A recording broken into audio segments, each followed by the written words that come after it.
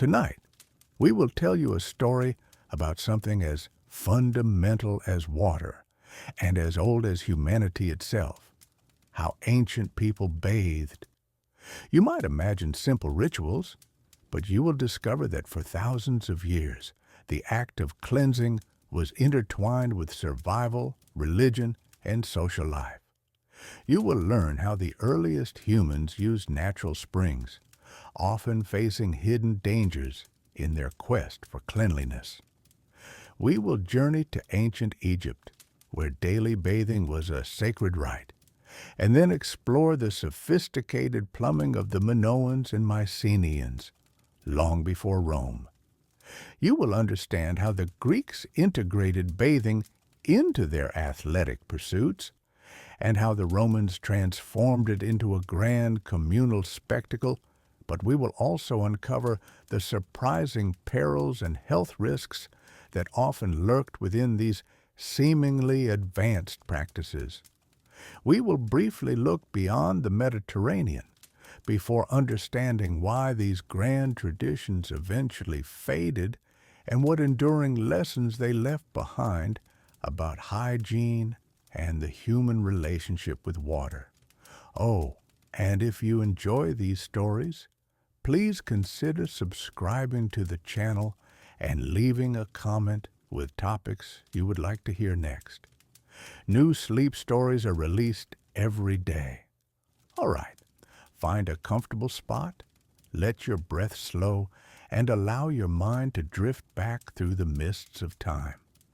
Our journey begins not with grand temples or marble baths, but with the very first drops of water and the most basic human need. The story of human hygiene, of our desire to be clean, stretches back not just centuries, but millennia, to the very dawn of our existence.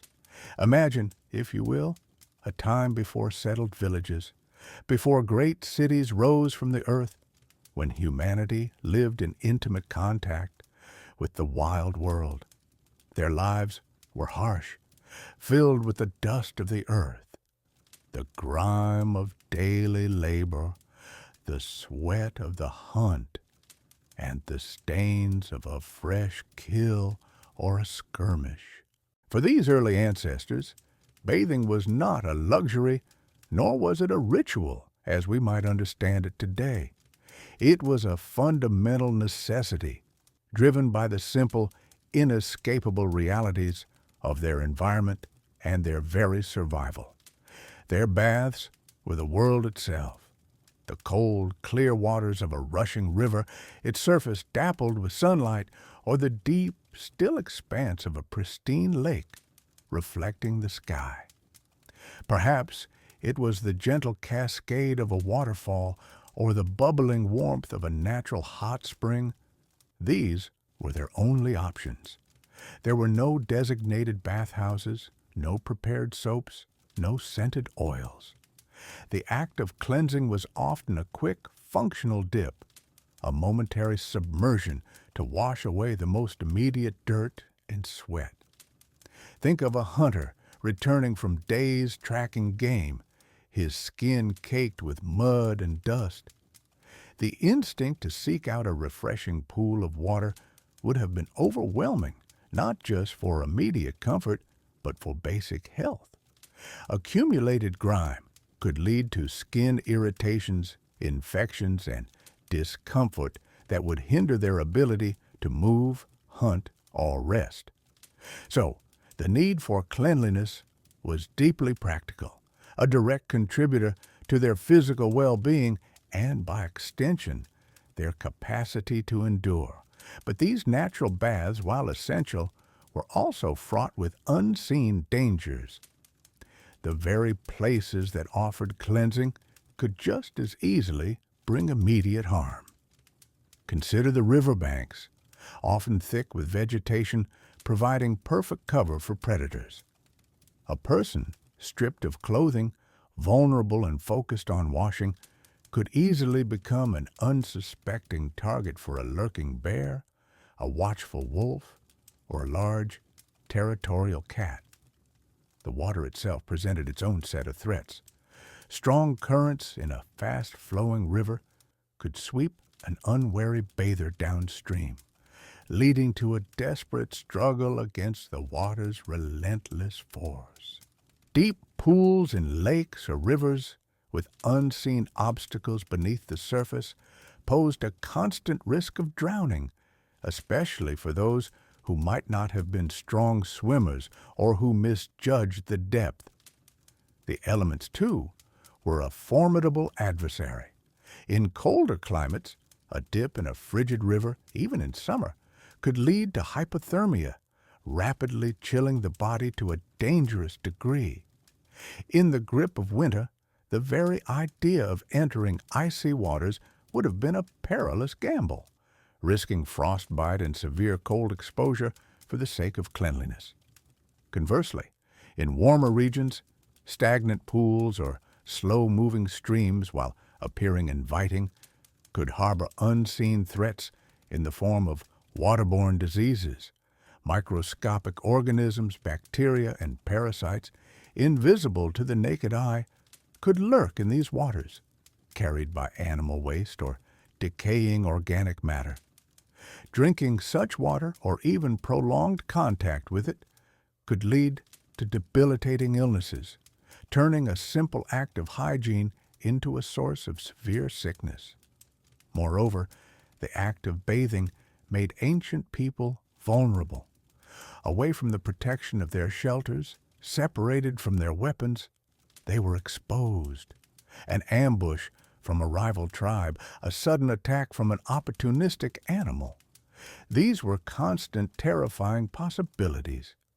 Every wash was a calculated risk, a balance between the immediate need for cleanliness and the ever-present dangers of their untamed world. It was a testament to the fundamental human drive for hygiene that they continued these practices despite such perils.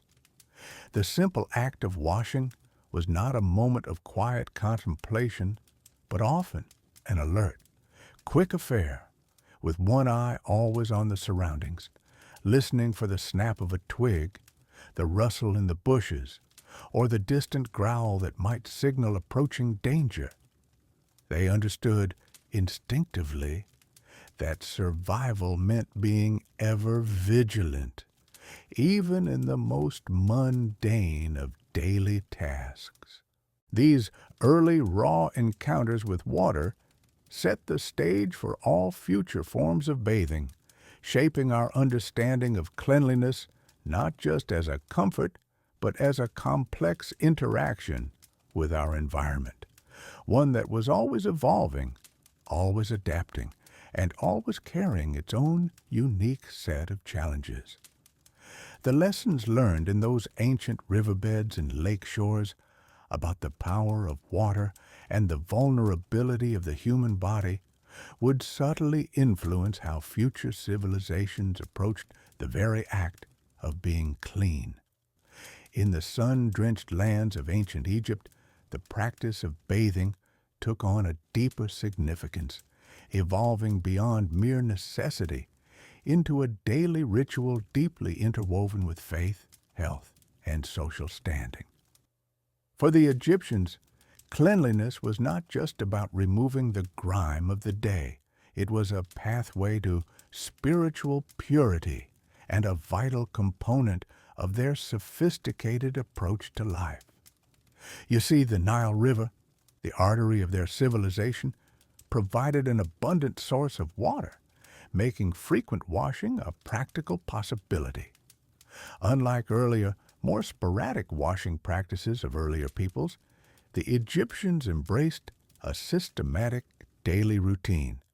Most people, even those of humble means, would cleanse themselves at least once a day, while the ancient Egyptians established a profound connection between bathing, health, and spiritual purity. Seeing it as an essential daily ritual for both the living and the dead, across the sparkling blue waters of the Aegean Sea on the island of Crete, a different kind of sophistication was emerging. Here, during the Bronze Age, roughly from 2700 to 1450 BCE, The remarkable Minoan civilization flourished, creating palatial complexes that were centuries ahead of their time in terms of engineering and comfort. These were not merely grand homes, but intricate centers of administration, trade, and culture, and within their very fabric lay an unexpected commitment to advanced hygiene and domestic luxury. The heart of Minoan power lay in its grand palaces, particularly the legendary Palace of Knossos, the seat of power for the mythical King Minos. This vast labyrinthine structure, unlike the earlier simpler dwellings, was a meticulously planned marvel of ancient architecture and urban design, demonstrating a mastery of engineering principles that still impresses scholars today.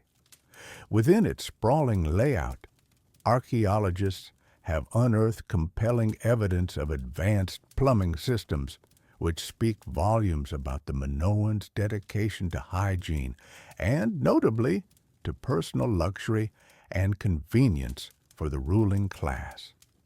Imagine, if you will, the cool, smooth stone walls of a private chamber deep within the palace's residential quarters, where the quiet gurgling of fresh water could be heard. This water, a precious resource, was channeled through ingeniously crafted terracotta pipes, laid with remarkable precision, flowing directly into the palace from distant springs or carefully managed cisterns. These pipes, often tapered and interlocking like modern plumbing, demonstrated a profound understanding of water pressure and drainage, a feat of hydraulic engineering that would not be widely replicated or even fully understood in many parts of the world for well over 1,000 years. The very act of designing and installing such a system spoke of a society with surplus resources, advanced technical knowledge, and a deep appreciation for the comforts of daily life, indicating a significant leap in domestic technology. The most famous example of this Minoan ingenuity is found in what scholars refer to as the Queen's Megaron at Knossos. Here, a small yet remarkably advanced bathing chamber was discovered. It featured a large, low basin, likely a hip bath, crafted from terracotta, into which water could be poured or channeled directly from the pipe system. More astounding was the adjacent lavatory, which incorporated a flushing mechanism, a concept that feels utterly modern even now. Water from a cistern located above could be released, likely by pulling a simple lever or plug, to wash waste away into a sophisticated drainage system that ran beneath the palace floors. These drains were constructed with careful gradients, ensuring efficient flow and preventing stagnation, a critical aspect of sanitation. This was about comfort, privacy, and an elevated standard of living for the elite, a stark contrast to the often communal or public nature of hygiene in many earlier societies. The feeling of cool, smooth stone beneath one's feet, the quiet privacy of the space shielded from the bustling palace life, the soft splash of clean water. These sensations were profound luxuries, reserved exclusively for the very highest echelons of Minoan society, highlighting their sophisticated worldview and their ability to command resources and skilled labor to achieve such domestic refinements. This level of personal amenity suggested a shift in societal values, where individual comfort and hygiene, rather than just public display or ritual purity, began to hold significant weight within their daily lives. As the Minoan civilization eventually faded, perhaps due to natural disasters or external invasions, its profound influence spread to the Greek mainland, giving rise to the Mycenaean culture, which flourished during the later Bronze Age, roughly from 1600 to 1100 BCE. The Mycenaeans, known for their powerful citadels, their formidable fortifications, and their warrior kings, absorbed much of the Minoans' architectural and engineering knowledge, adapting it to their own needs and preferences. While their bathing facilities might have been slightly less elaborate or widespread than those found in the sprawling palaces of Crete, they were no less impressive for their time and context, demonstrating a clear continuation of the practice of private, engineered bathing. In palaces, such as those at Mycenae, Tiryns, and especially the remarkably well-preserved palace of Nestor at Pylos, archaeologists have discovered dedicated bathrooms within the residential quarters of the rulers, confirming a shared commitment to personal hygiene among the elite. The bathroom at the Palace of Nestor is particularly well preserved, offering a vivid glimpse into Mycenaean domestic life. It featured a large fixed bathtub made of polished plaster, a durable and easily cleaned material. This tub was strategically placed near a hearth, a source of fire, strongly suggesting that the water could be heated, offering the rare and highly valued luxury of a warm bath. Crucially, this was a private amenity for the king or his immediate family, a personal sanctuary within the fortified walls rather than a public facility for the masses. Water was likely carried in by servants or possibly channeled from nearby springs or wells if the location allowed, and then drained away through a carefully constructed system of pipes and channels, much like their Minoan predecessors. The air in such a chamber might have been thick with the gentle steam of warm water, perhaps carrying the faint, comforting scent of charcoal from the nearby hearth.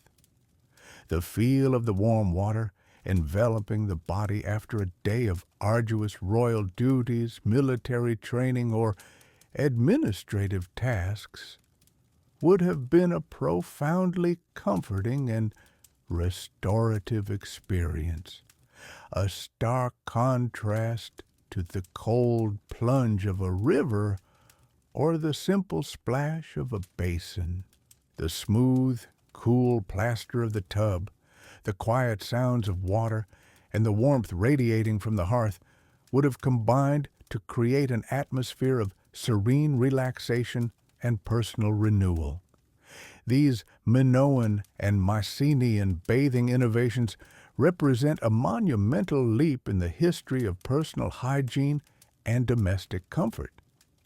They marked a significant departure from reliance on natural bodies of water or simple hand washing, introducing the revolutionary concept of engineered water delivery and waste removal within the very confines of a private dwelling.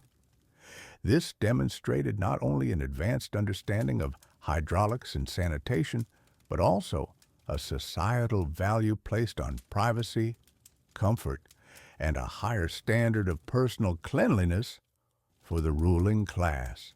The construction of these sophisticated systems, with their intricate network of terracotta pipes, carefully sloped drainage channels, and even rudimentary flushing mechanisms, required considerable planning, immense resources, and the expertise of highly skilled engineers and laborers.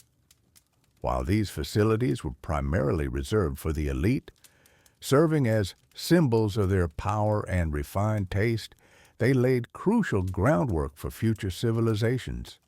They proved that it was possible to bring water directly into homes and manage waste efficiently, concepts that would profoundly influence later developments, particularly the grand public baths of the Romans.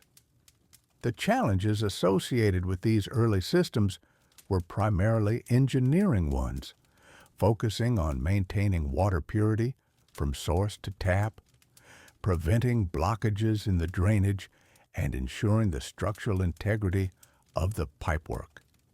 These were practical hurdles to overcome rather than inherent health risks stemming directly from the bathing practice itself, which remained a private and controlled affair.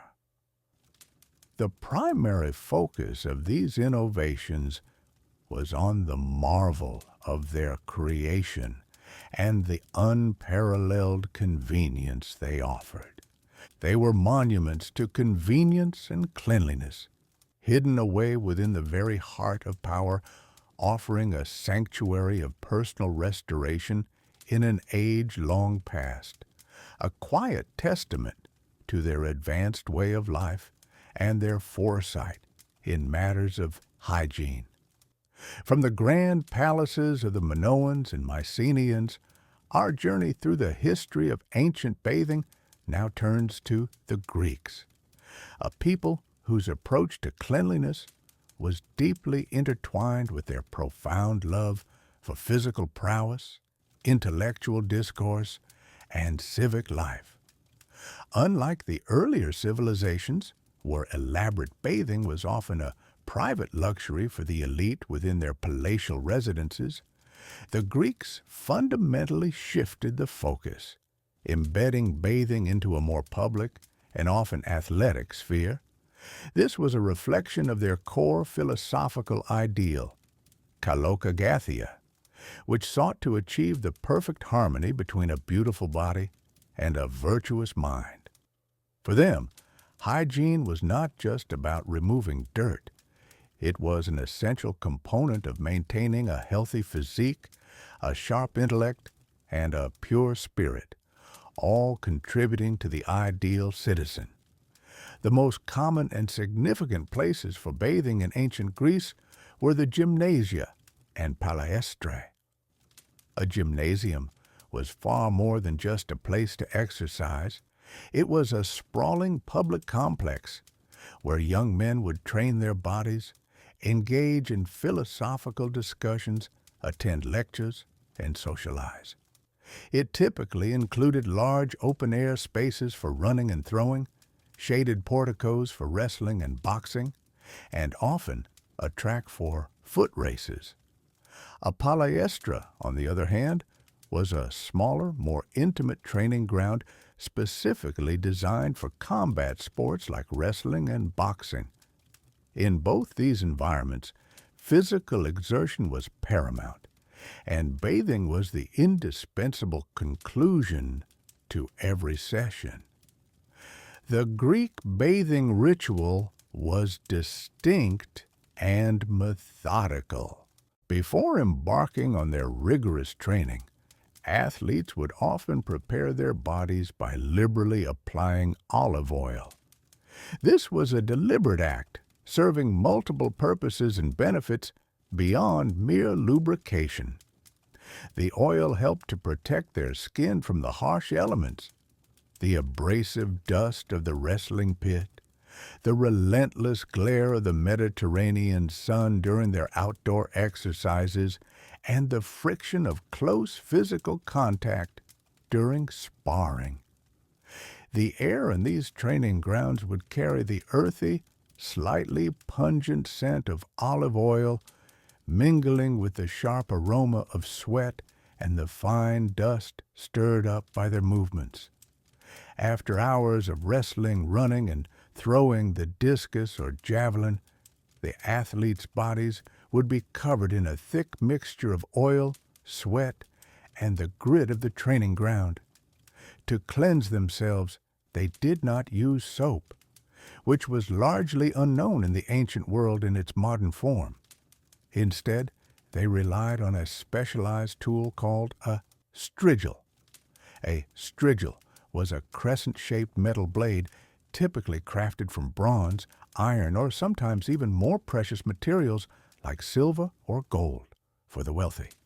Its curved edge was perfectly designed to scrape away the accumulated layers of oil, sweat, and dirt from the skin. Imagine the sensation. The cool, smooth metal gliding firmly across the warm, tired muscles, efficiently drawing away the impurities. The gentle scraping sound, a soft rasp of metal on skin, would be a common sound in the bathing areas. This process was not merely about cleaning, it also served as a form of exfoliation, stimulating circulation and leaving the skin remarkably smooth and invigorated. Following this thorough scraping, the Greeks would invariably conclude their bathing ritual with a cold plunge. These plunges took place in simple, unadorned basins or small pools known as lutra or balanea. These facilities were utilitarian rather than decorative, a stark contrast to the future grandeur of Roman baths.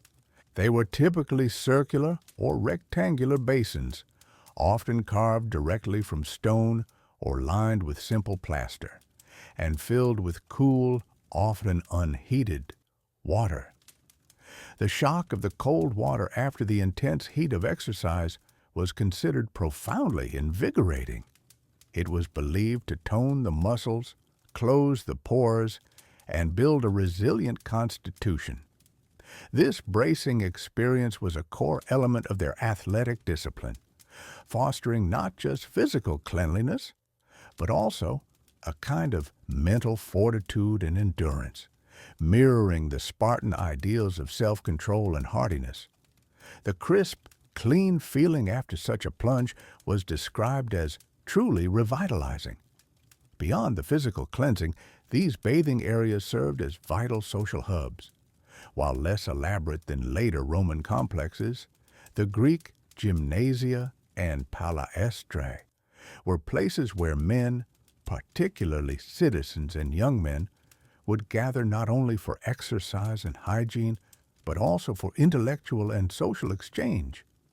After their training and invigorating cold baths, they might linger to engage in profound philosophical discussions, debating the nature of justice or the meaning of life. Political news would be exchanged, business deals quietly arranged, and friendships forged or strengthened. The atmosphere would be a blend of quiet conversation, the sounds of splashing water, and the occasional rhythmic clang of a strigil being cleaned or put away. It was a communal space where the boundaries between physical exertion, intellectual pursuit, and civic life blurred seamlessly.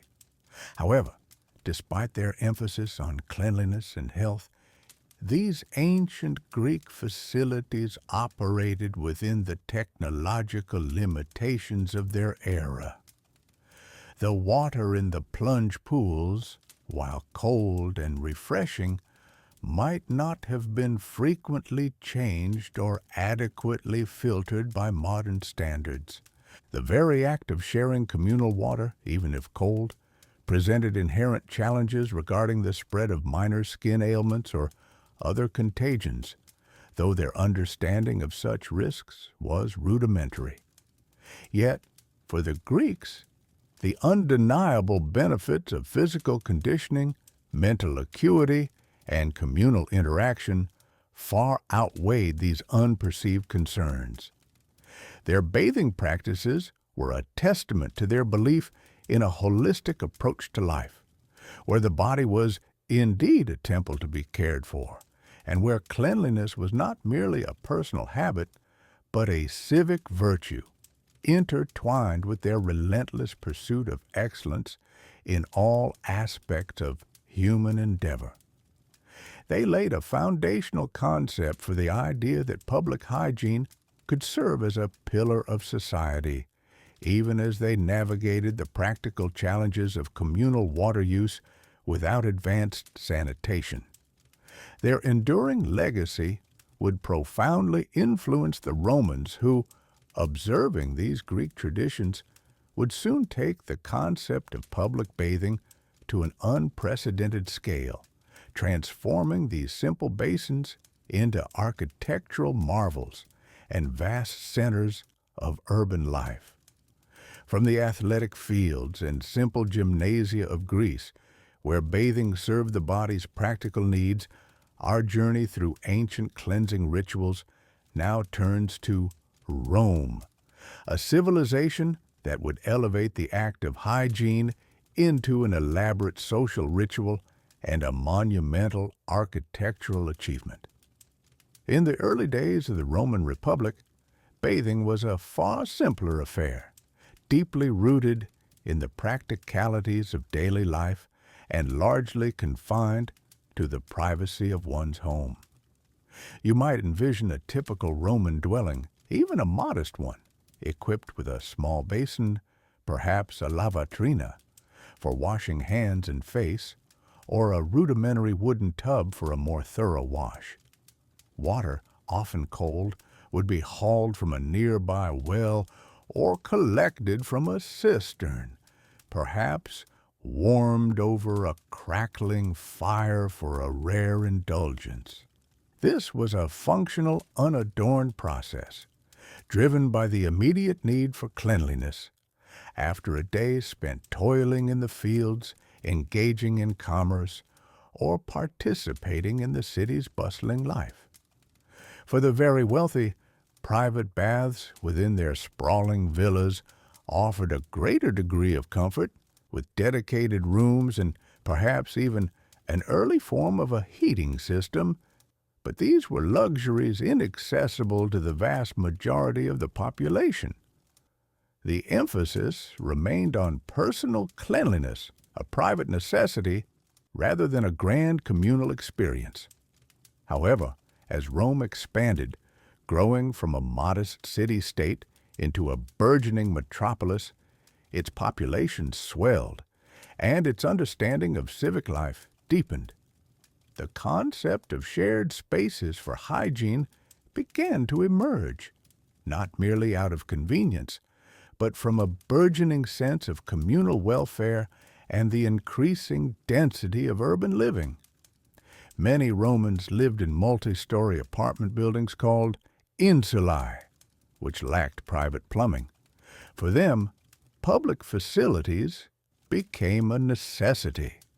The earliest public bathing establishments, known as balneae, were relatively small and initially privately owned, though they were open to the public for a modest fee, making them accessible to a wider spectrum of society.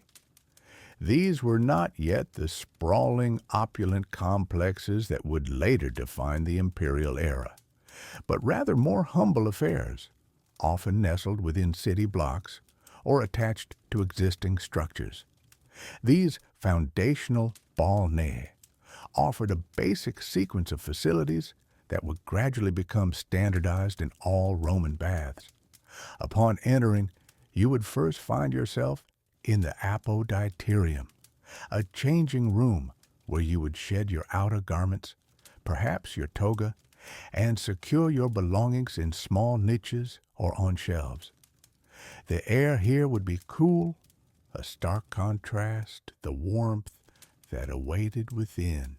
From this disrobing chamber, you would typically proceed to the tepidarium, a warm room, its temperature carefully regulated to help your body acclimatize to the rising heat. The air here was gentle, a pleasant, soothing warmth that began to relax the muscles and gently open the pores, preparing you for the more intense heat to come. The heart of the bathing process was the caldarium, the hot room. This was a steamy, humid space where the heat was intense, often almost oppressive, generated by a remarkably innovative system called the hypocaust. Here, hot air from a large wood-fired furnace, often tended by slaves, circulated through hollow spaces beneath the floor and within the walls. This ingenious design allowed the very fabric of the building to radiate warmth, creating an enveloping heat that induced profuse sweating. In the caldarium, you would vigorously scrape off dirt, dead skin, and the olive oil often applied to the body, using a strigil, a curved metal tool. This process was often aided by a bath attendant, whose strong hands would expertly remove impurities, leaving the skin feeling deeply cleansed. After the intense heat and vigorous scraping, the next step was a return to cooler temperatures. You would move to the frigidarium, a cool room housing a large, refreshing plunge pool filled with clear, cold water. The sudden immersion was invigorating, closing the pores and awakening the senses, a sharp but welcome contrast to the preceding warmth.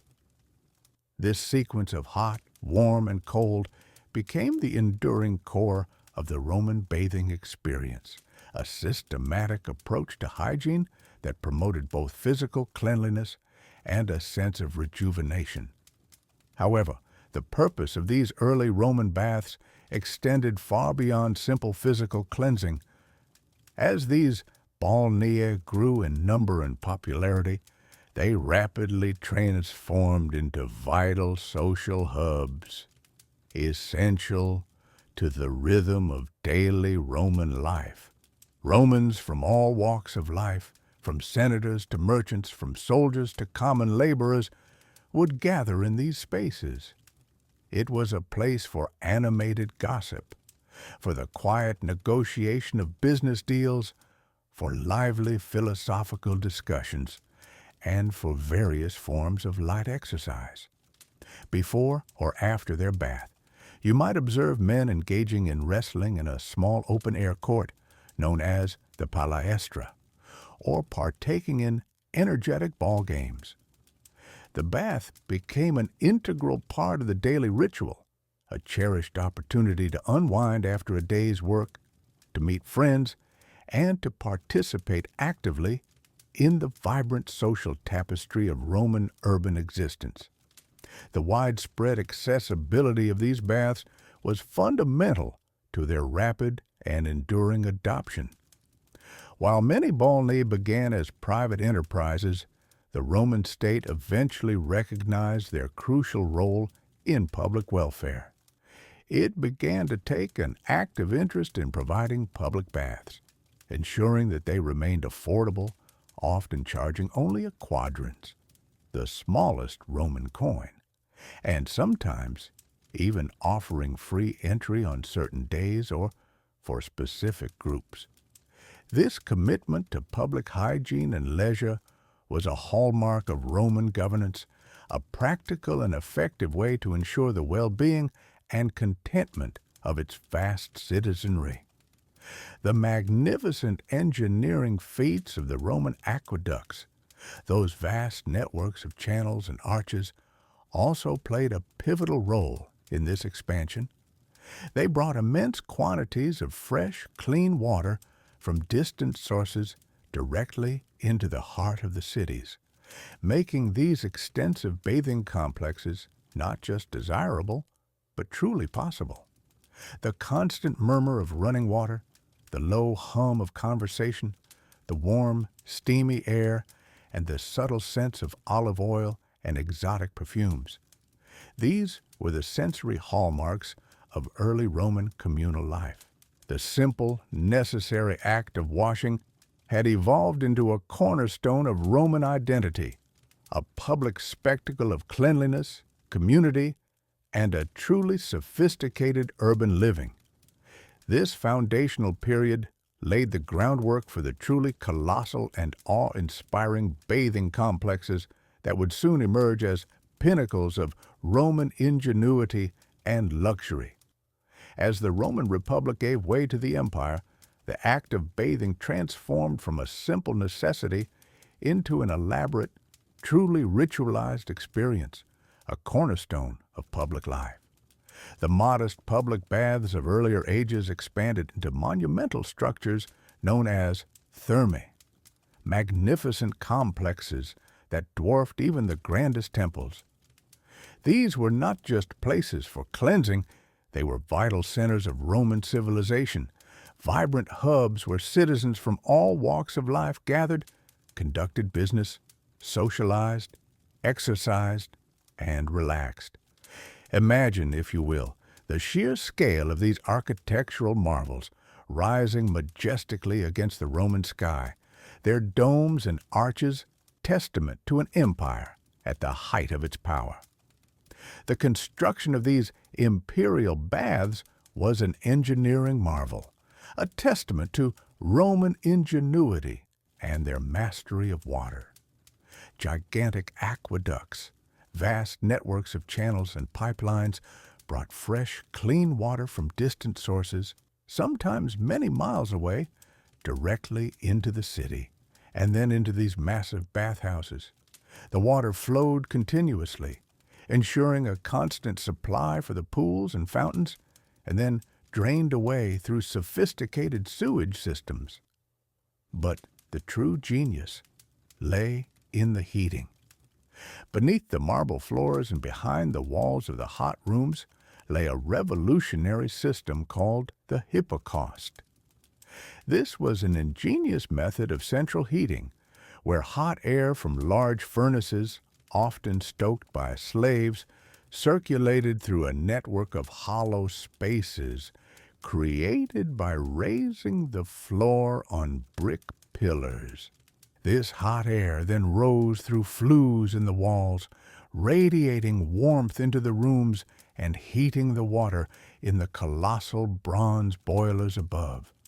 The floors would be warm to the touch and the air thick with steam, creating an enveloping warmth that permeated the very stone. A typical visit to these grand thermae was a carefully orchestrated journey through various chambers, each designed for a specific purpose. You would first enter the apoditerium, a changing room, where you would undress and store your belongings in niches or on shelves. From there, many Romans would proceed to the palaestra, an open-air exercise yard often surrounded by colonnades. Here, you might engage in wrestling, ball games, or light calisthenics, perhaps working up a sweat to prepare for the cleansing ritual ahead. The sounds of grunts and shouts, the slap of skin, and the murmur of conversation would fill the air.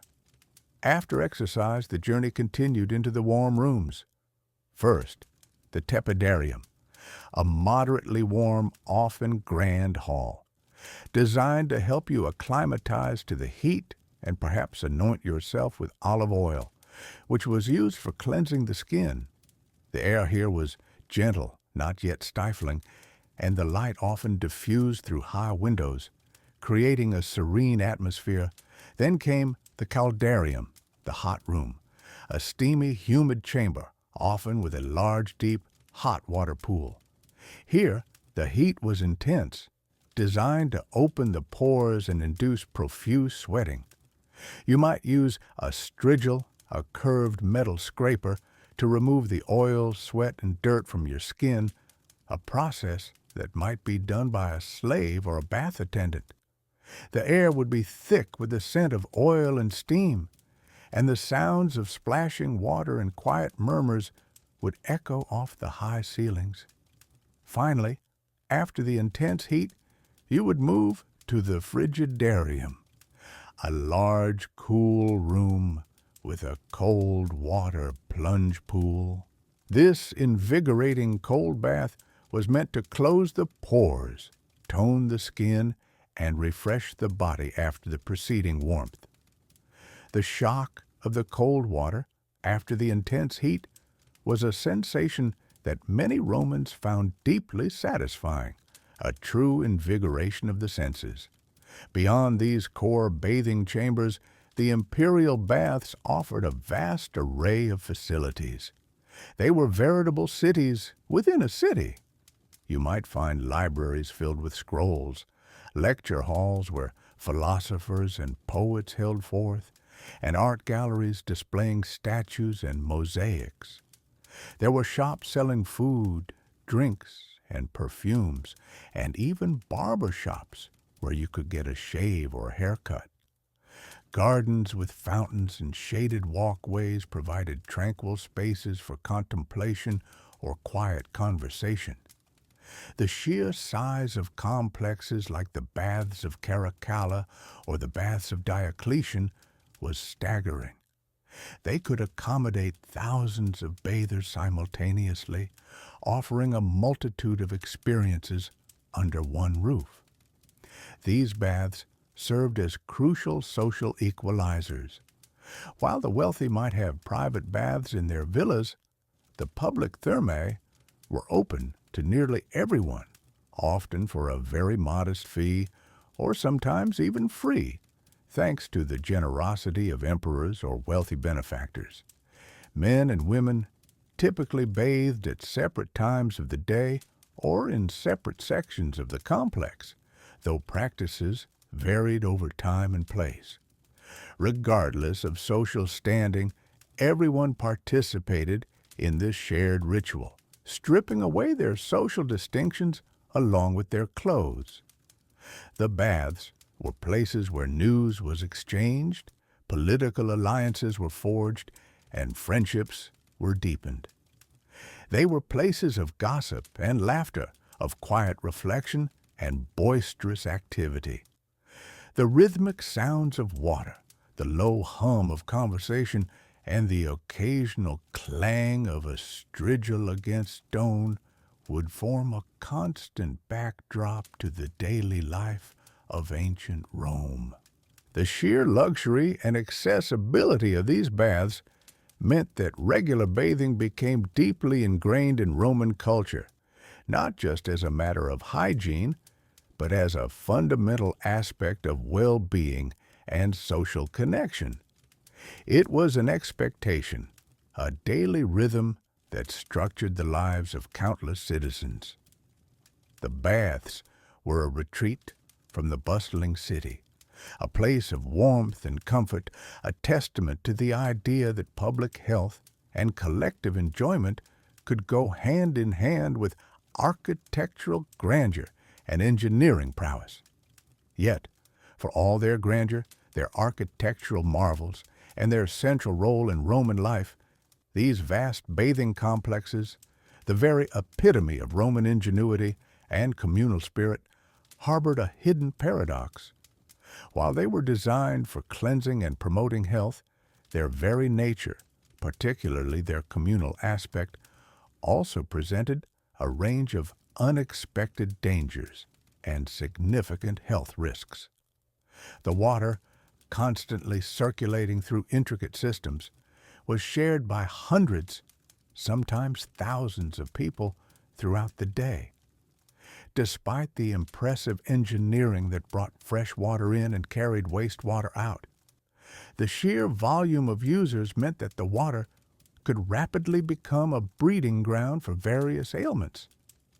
Think of the warm, humid air, the close proximity of so many bodies, and the shared pools, and you begin to understand the fertile ground for contagion, a concept the Romans, of course, did not yet fully grasp with our modern understanding of microscopic agents.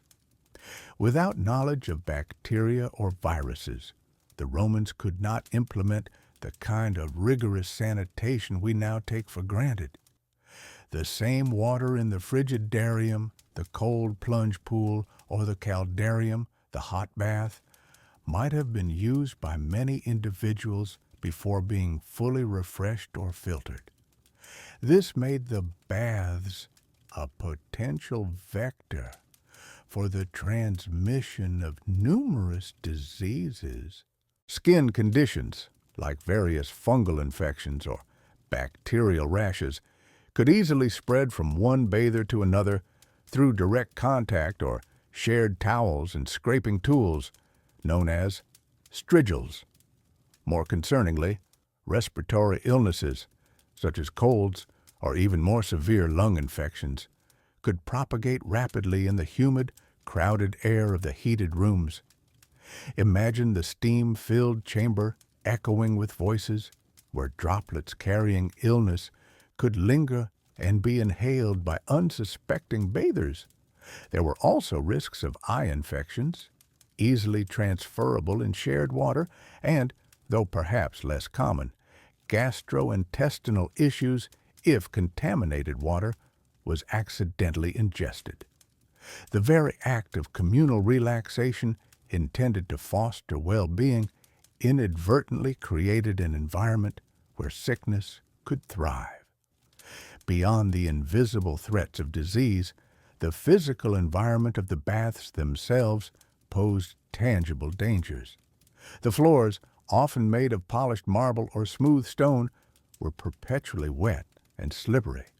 A moment of inattention, a slight misstep, or a hurried movement could easily lead to a fall, resulting in sprains, broken bones, or head injuries.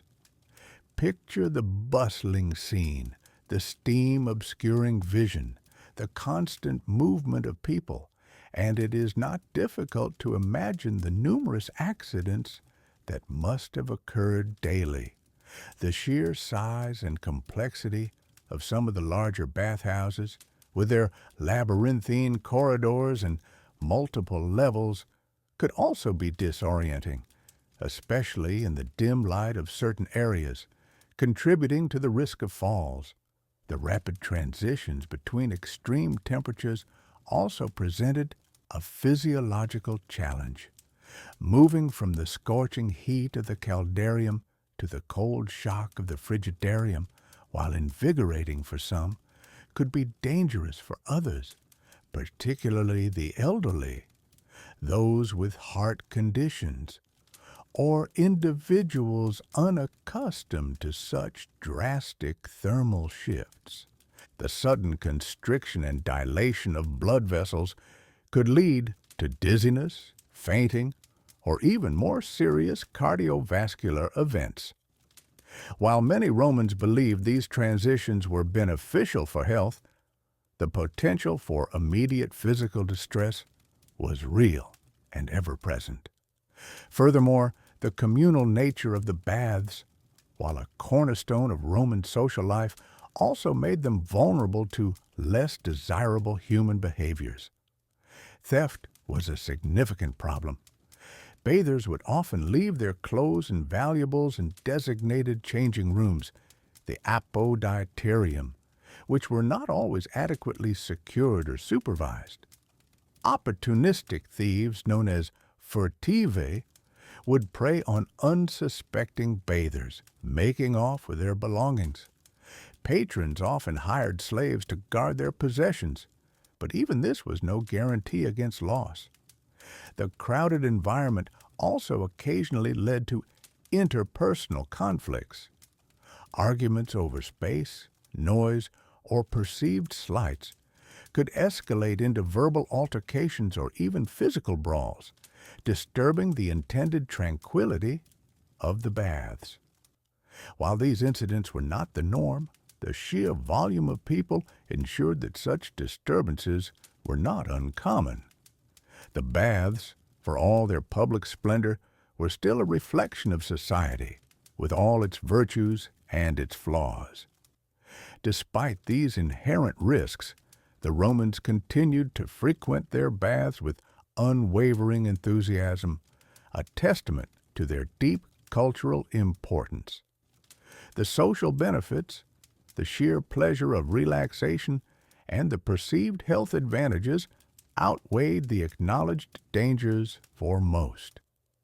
They were willing to accept the risks of contagion, the potential for accidents, or the occasional theft as an unavoidable part of a cherished daily ritual.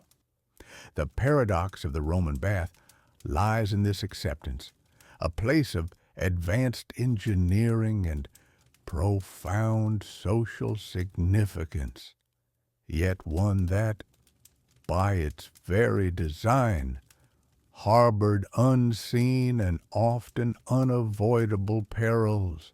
It reminds us that even the most sophisticated solutions of one era can contain hidden vulnerabilities that only time and evolving knowledge can reveal. The vast, intricate world of Roman baths, with their grand architecture and complex social functions, often dominates our understanding of ancient hygiene. Yet it is important to remember that cleanliness and ritual purification were concerns for civilizations far beyond the Mediterranean. As we journey eastward, we find distinct approaches to bathing, each shaped by different climates, spiritual beliefs, and the social structures of their respective societies. Consider first the ancient lands of Mesopotamia, nestled between the Tigris and Euphrates rivers, a cradle of civilization that birthed empires like the Sumerians, Akkadians, Babylonians, and Assyrians. Here, water was a precious resource, central to both daily survival and spiritual practice. While these cultures did not construct sprawling public bathhouses on the scale of Rome, the concept of cleanliness was deeply intertwined with religious purity and personal well-being. Priests, kings, and ordinary worshippers alike would meticulously perform ritual ablutions before approaching their gods in the temples. This process of purification was a fundamental aspect of their religious ceremonies, a spiritual preparation ensuring that one was ritually pure and thus worthy to enter sacred spaces and engage with the divine. It was believed that physical defilement could lead to spiritual impurity, potentially angering the deities or rendering prayers ineffective. For daily personal hygiene within their homes, most Mesopotamians would have relied on simple, private methods. This often involved using pitchers and basins to pour water over their bodies, perhaps scrubbing with abrasive sands or simple soaps.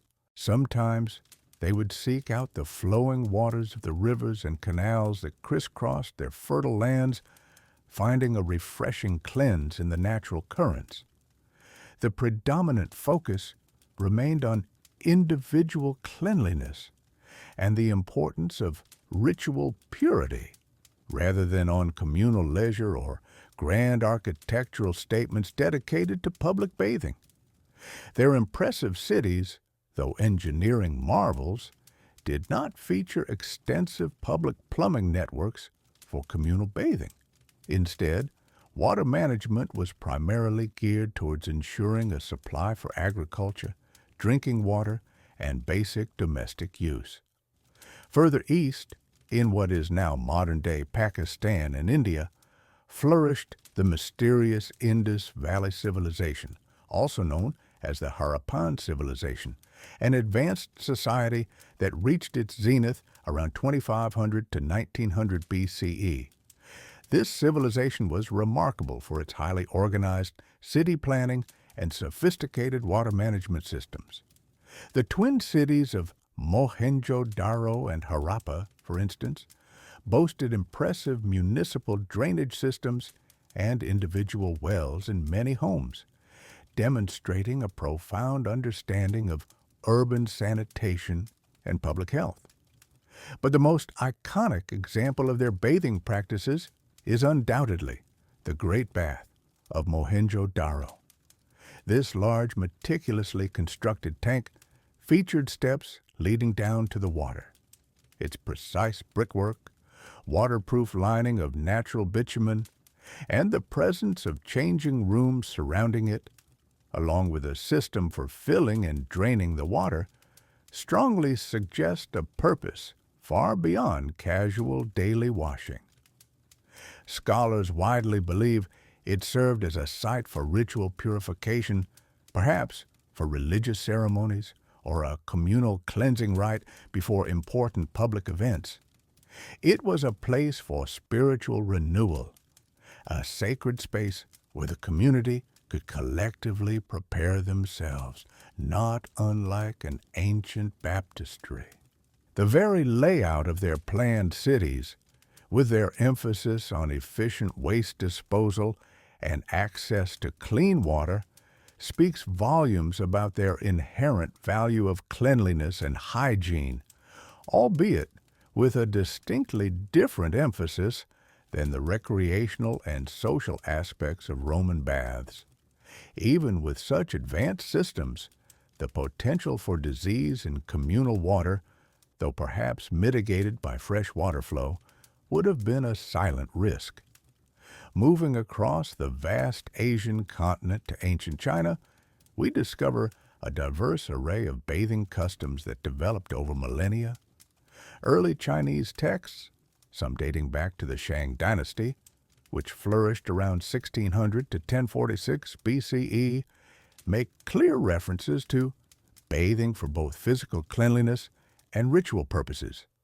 In classical Chinese thought, particularly influenced by the philosophy of Confucianism, maintaining personal hygiene was regarded as a sign of respect.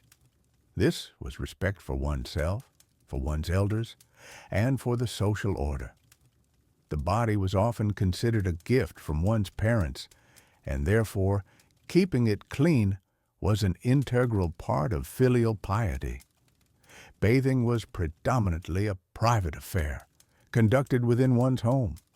Water was often heated and sometimes infused with aromatic herbs or fragrant oils for their therapeutic properties or pleasant scents.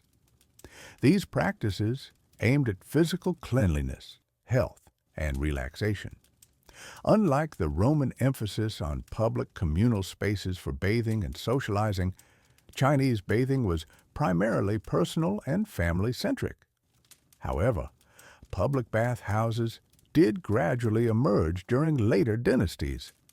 These were often connected to inns, tea houses, or specific religious sites like Buddhist temples, offering a place for travelers or pilgrims to cleanse themselves. Yet, generally, these establishments were less opulent and central to daily social life than their Roman counterparts. Taoist practices, another influential tradition in China, also incorporated bathing as a means of spiritual purification and aligning oneself with the Tao. Specific rituals, often with herbal infusions, aim to enhance well-being and purify the spirit. The emphasis across these Chinese traditions remained on health, spiritual cleansing, and individual or familial practice, rather than the grand social centers found in the West. These varied ancient civilizations, from Mesopotamia's ritual purity to the Indus Valley's ceremonial baths and China's private and therapeutic washes, each developed unique relationships with water and the concept of cleanliness. They demonstrate that while the specific methods and cultural significance of bathing differed widely, the fundamental human need for hygiene and purification was universal, even if the dangers of shared water sources remained a constant threat across all these cultures. The grand age of ancient public bathing, particularly in the West, could not last forever. Like all great institutions, the Roman baths, once vibrant centers of communal life, began a slow and inexorable decline, a process spanning centuries and driven by a confluence of profound cultural shifts and changing societal attitudes towards hygiene itself. This transformation was not a sudden collapse, but a gradual erosion, mirroring the larger changes sweeping across the European continent. One of the primary catalysts for this decline was the gradual disintegration of the Western Roman Empire. As the empire weakened from within and faced increasing external pressures, its vast, complex infrastructure became increasingly difficult and costly to maintain.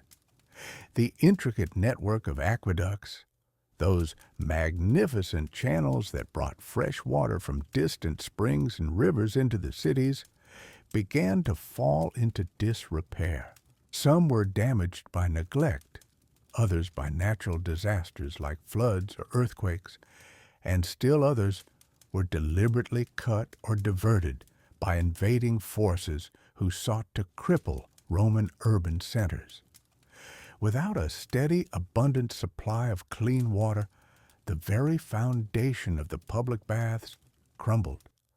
The sophisticated heating systems, known as hypocausts, which circulated hot air beneath the floors and within the walls to warm the bath chambers, also required constant fuel, wood, often in enormous quantities, and skilled labor to operate and maintain.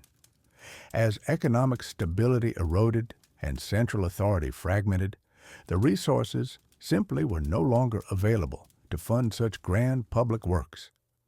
The once bustling cities, which had been the heart of Roman bath culture, saw their populations shrink, and the very concept of urban life began to transform, shifting towards more rural, decentralized settlements. The public baths, without consistent maintenance, became cold, dark, and eventually unusable. Their grand halls and elaborate systems, once engineering marvels, slowly succumbed to the ravages of time and abandonment. Simultaneously, a powerful new cultural force was rising and gaining dominance across the empire: Christianity. While early Christian doctrine did not inherently condemn personal cleanliness, the prevailing ascetic ideals of the emerging faith often viewed excessive attention to the body, particularly public nudity and communal bathing, as a distraction from spiritual purity or even a source of moral corruption. Many Christian thinkers and religious leaders emphasized the importance of the soul over the physical body, advocating for humility, self-denial, and a detachment from worldly pleasures. The pagan origins of many Roman customs, including the elaborate social rituals of the baths, also made them suspect in the eyes of the new religious establishment. Modesty became a paramount virtue, and the open, often mixed-gender environments of the public baths, once accepted and celebrated, now became increasingly frowned upon. Instead of communal bathing, emphasis shifted towards private washing, often done simply at home, or towards symbolic forms of cleansing, such as baptism, which purified the soul rather than the body. The body was increasingly seen as a vessel for the soul, and its care was to be simple, functional, and discreet, not a public spectacle or a source of sensual indulgence. This profound shift in values meant that the very social fabric that had supported the baths began to unravel. People simply chose not to frequent them as often, or the authorities, increasingly influenced by Christian doctrines, began to restrict their use or even close them down. Monasteries, which became centers of learning and spirituality, often maintained a more practical approach to hygiene, with simple washing facilities for monks. But these were far removed from the lavish public establishments of Rome. The period of the so-called barbarian invasions, which saw various Germanic tribes and other groups move into and settle within Roman territories, further accelerated this decline. As cities were often besieged, sacked, or abandoned, the intricate urban systems, including the public baths, were prime targets for destruction or simply fell into disuse amidst the chaos and violence. Survival, not leisure or communal hygiene, became the overwhelming priority for the populace. The specialized knowledge and the skilled labor required to operate and repair the sophisticated hypocaust systems and complex water channels were lost or dispersed as the centralized administration collapsed. Many magnificent bathhouses were repurposed, their grand halls converted into churches, fortifications, or even residential spaces, their precious marble cladding stripped for other buildings, their valuable lead pipes melted down for new purposes. What once housed hundreds of daily bathers might now shelter a few families or become a ruin, slowly reclaimed by nature. As the Western Roman Empire eventually collapsed in the 5th century CE, the public bath system largely vanished with it. The concept of large-scale communal hygiene, a hallmark of Roman civilization, faded from Western Europe for centuries. Attitudes towards personal cleanliness underwent a significant transformation. While personal washing did not entirely cease, it became a far more private, often less frequent, and less thorough affair. Water was often heated in smaller quantities for basin washes, or people relied on dry cleaning techniques for clothes, such as brushing and airing to maintain an appearance of cleanliness. Perfumes and strong scents became popular to mask body odor rather than eliminate it through comprehensive bathing. There was also a growing, albeit misguided, belief that hot water opened the pores and made one more susceptible to disease, particularly during outbreaks of plague and other epidemics that ravaged Europe. This fear, combined with a lack of scientific understanding about the true causes of illness, led many to actively avoid frequent immersion in water, especially hot water. The idea of illness entering the body through the skin or through the air of crowded, warm spaces led to a general aversion to public bathhouses, even if they had existed. In the Byzantine Empire, the eastern continuation of Rome, some public baths continued to operate for a time, albeit on a smaller scale and with less grandeur than their Western counterparts. However, even there, the emphasis on public bathing eventually waned, influenced by similar cultural shifts towards modesty and the increasing costs of maintenance. The magnificent Roman bathhouses, once epitomes of engineering prowess and social cohesion, became relics of a bygone era. Their ruins stood as silent monuments to a time when water flowed freely, and the human body was celebrated and cared for in grand communal settings. The shift was profound, from a culture where daily public bathing was a cornerstone of society to one where personal hygiene became a more private, often less rigorous, and sometimes even feared practice. This transformation marked the end of an era, profoundly altering. Even as the grand bathhouses of Rome gradually fell silent, their colossal arches crumbling into disuse, and the elaborate systems of aqueducts and hypocausts slowly became mere ruins. The legacy of ancient bathing was far from forgotten.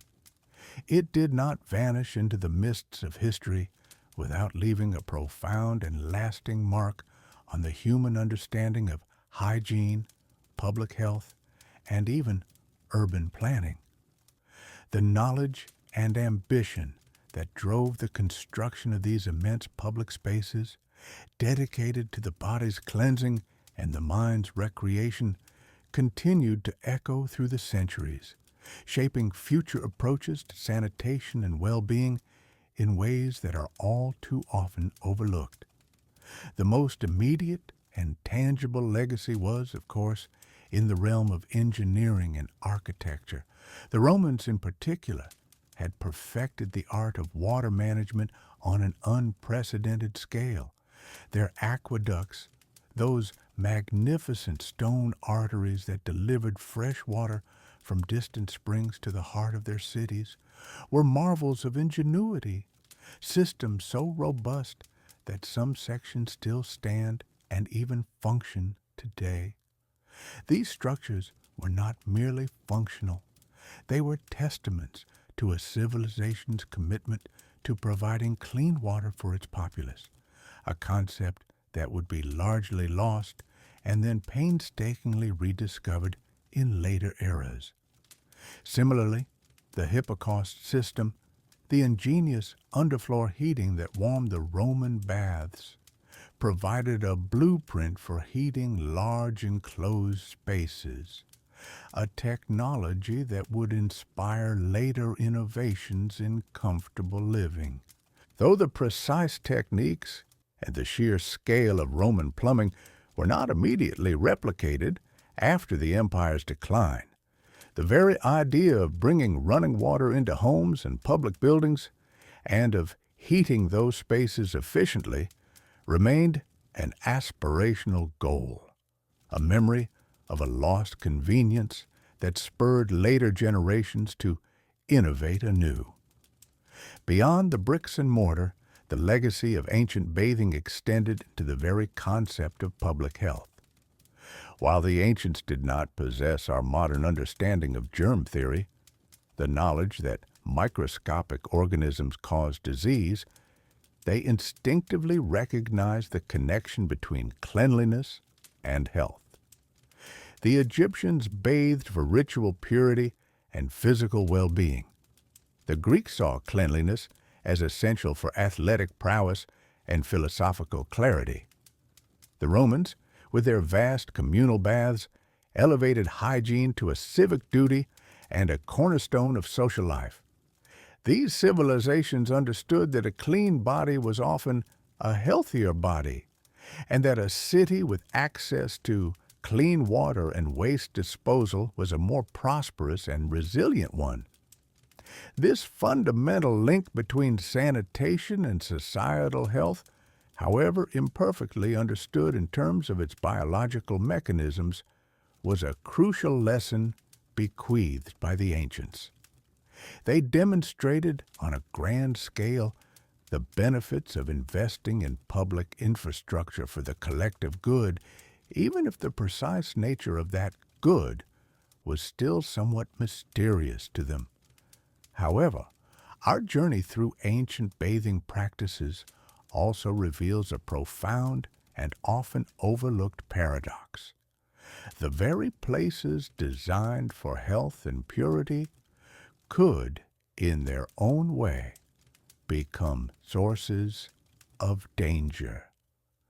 This is the unexpected lesson that emerges from the grandeur and ambition of ancient hygiene.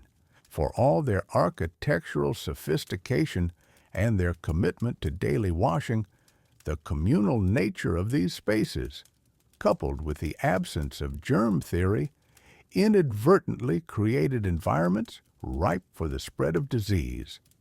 Imagine the vast numbers of people congregating daily in the same pools of water, sharing the same air in humid, enclosed spaces. Without the knowledge of how bacteria and viruses spread, the very warmth and moisture that made the baths so inviting also made them ideal breeding grounds for pathogens. Skin infections, eye ailments, and respiratory illnesses could easily pass from one bather to another.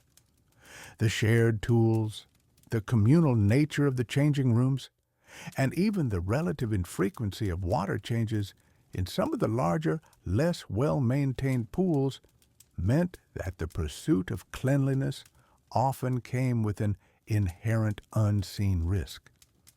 The Roman baths, for all their splendor, were particularly susceptible to these dangers.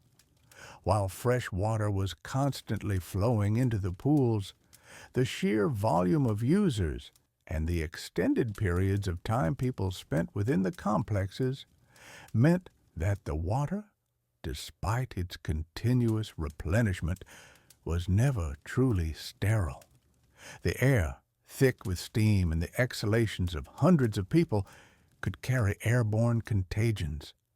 Even the seemingly innocuous act of scraping the body with a strigil, a curved metal tool used to remove oil and dirt, could, if shared or improperly cleaned, transmit skin conditions. These were not dangers born of malice or neglect, but of ignorance, an ignorance of the microscopic world that governs so much of our health. It underscores a crucial point. Progress in one area does not automatically guarantee safety in another, especially when fundamental scientific understanding is lacking. So, as you settle deeper into the quiet of this moment, reflect on the enduring story of ancient people and their relationship with water. From the early dangerous necessity of river washes, through the ritualistic purity of the Egyptians, the practical athleticism of the Greeks, to the colossal communal grandeur of the Romans, humanity has always sought to harness water for cleansing and well-being. The journey was filled with innovation, dedication, and a relentless pursuit of a cleaner, healthier existence. Yet, it was also a journey fraught with unseen perils, a reminder that even the most advanced civilizations in their quest for purity could sometimes inadvertently invite danger. The echoes of their triumphs and their struggles still resonate today, a testament to our continuous, evolving quest for health, and a quiet whisper about the hidden complexities that lie beneath the surface of even the simplest acts of daily life.